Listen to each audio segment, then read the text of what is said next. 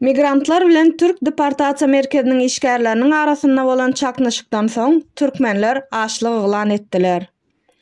Türkmen migrantlary bilen Türk deportasiya merkeziniň işgärleriniň arasynda ýene bir dawa. Migrantlaryň saklanýan Türk deportasiya merkezlerindäki meseleler diňe şol ýerde gutarmaýar. Türkiýanyň Kayseri şäherindäki deportasiya merkezinde saklanýan türkmen migrantlarynyň garnaşlaryndan bir näçe türkmeniň ýenjilendigi barada yzy giderli 3 habar aldyk. 10 töwereg watandaşym türk garawullary tarapyndan ýenjildi. Käbirleri dürli agyrlykda şiket aldylar. Olary aýaklaryna, gapyrgalaryna, kellelerine urdular diýip biziň bilen habarlaşmagy başaran şol deportasiya merkezinde saklanýan şaýatlaryň biri hem aýtdy.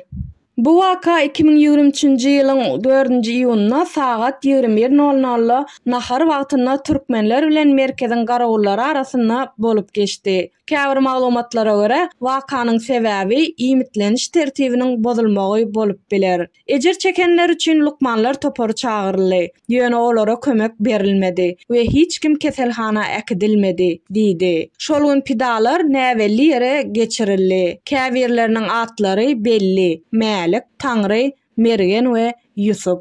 Bu işi Türk adam hukuklary guramalaryna habar verdik we migrantlara kömek bermek haýyşyny iýerdik. Şondan soň Türk neşeri Hak Söz haberde merkeze ýerleşen Türkmenistanyň beýle kirayatlary açlyk eglan etdi we häkimetleriň bu barada beýanat bermegine garaşylýar diýen habar neşir edildi. 2023-nji ýylyň başyndan bäri türkmenleriň deportasiya merkezlerine ýenjilmeginden bäri bu waka 3-nji waka. Ondan öň 10 aprelde Tuzla deportasiya merkezinde we 18 fevralda Çankırı şäherinde şuňa meňzeş waka bolup geçdi. Türk deportasiya merkezlerinde saklanýan türkmenler ol ýerde 6 aý we ondan hem köp wagtlap galýarlar. Esasan möhleti geçen türkmen pasportlary we Türkiýede kanuny ýagdaýda galmagyna mümkinçilik berýän ýerli resmi namalar sebäpli. Türkiýe deportasiya merkezleriniň ýolbaşçylary türkmen diplomatlaryna kynçylyklary ýetirmäge finansiýarlar. Şeýle de bolsa